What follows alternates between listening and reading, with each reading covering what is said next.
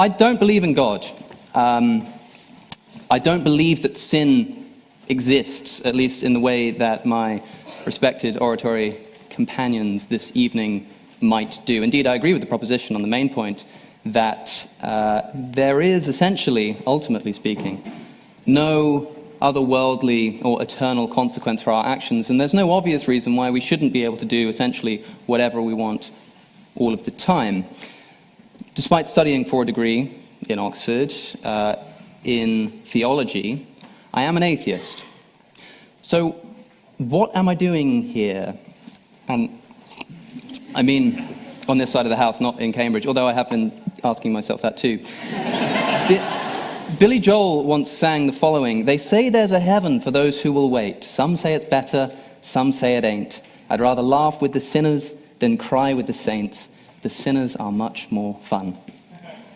The reason I'm here tonight is to dispel this impulse towards self-destruction, this ethos that fun, by which we normally mean something like hedonism, ought to be the principal factor in determining how we live our lives. I think this leads not only to moral decline, but also just to a general reduction in welfare as we sacrifice long-term prosperity for short-term indulgence in the name of preserving our freedom against a repressive tradition of self-restraint.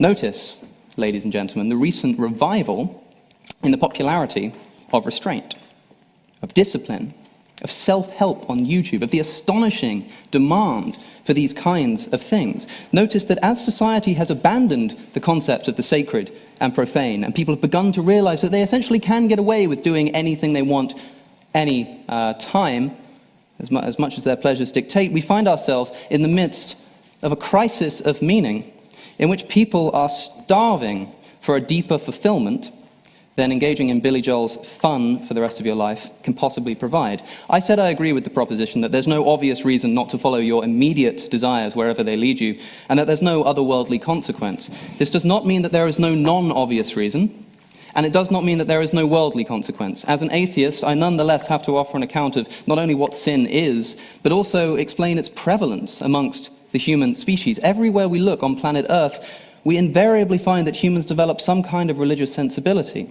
which Emile Durkheim famously reduced to the concept of the sacred and profane, a good characterization of saintliness and sin. This must serve some purpose to us, otherwise it wouldn't be so ubiquitous. So what might be an atheistic account of sin?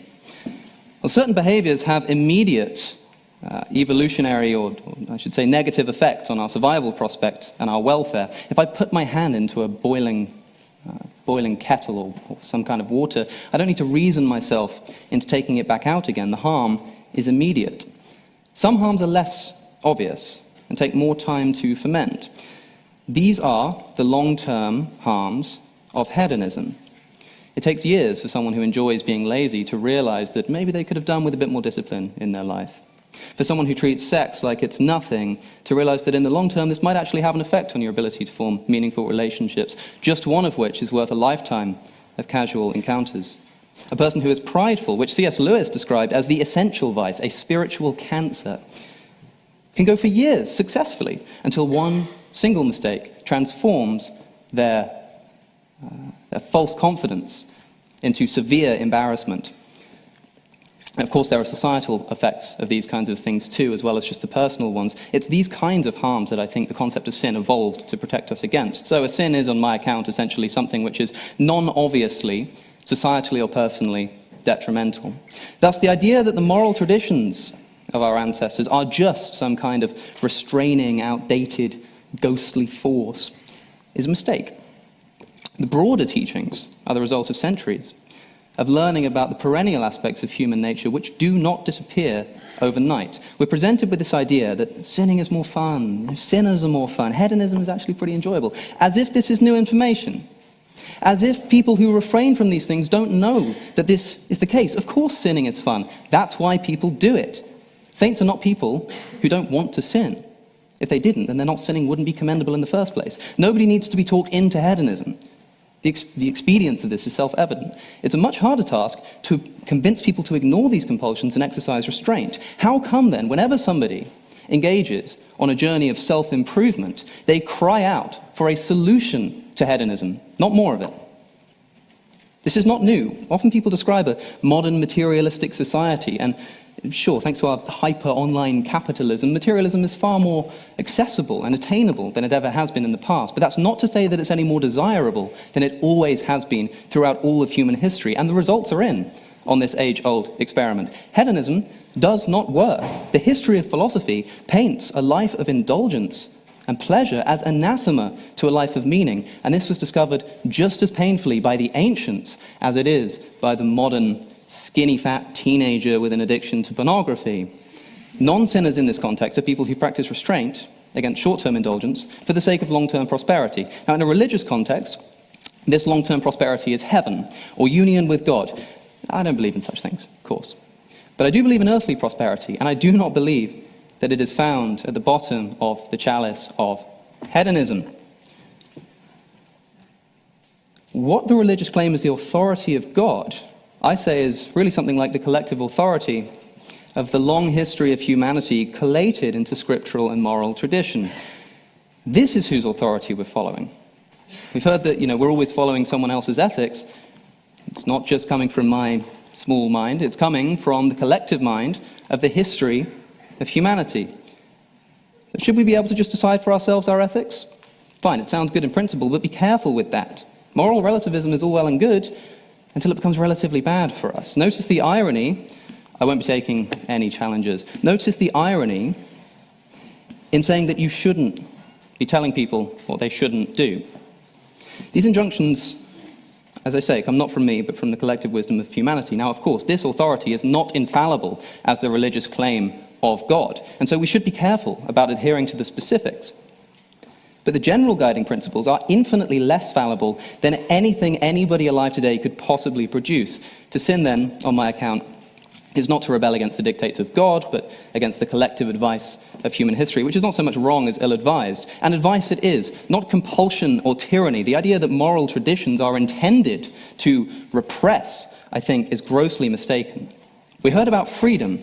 No, thank you. We heard about freedom. A fascinating paradox emerges from the fact that sometimes, by restricting the options that are available to us, even if we really want to engage in them, we become not less free, but more free.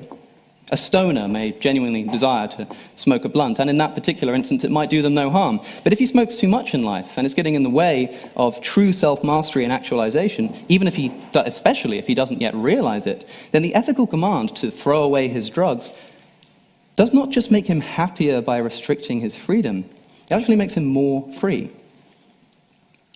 In the Gospel of Luke, Jesus himself implies that sin is ultimately, or to not sin, I should say, is ultimately about our own self-interest. He tells his followers, when someone invites you to a wedding feast, do not take the place of honor. For a person more distinguished than you may have been invited. If so, the host who invited both of you will come and say to you, give this person your seat. Then, humiliated, you will have to take the least important place. But when you are invited, take the lowest place, so that when your host comes, he will say to you, friend, move up to a better place, so that you will be honored in the presence of all the other guests. For those who exalt themselves will be humbled, and those who humble themselves will be exalted. What are we being told here? We're told to be humble because it will ultimately be better for us. I was told to sit there, by the way.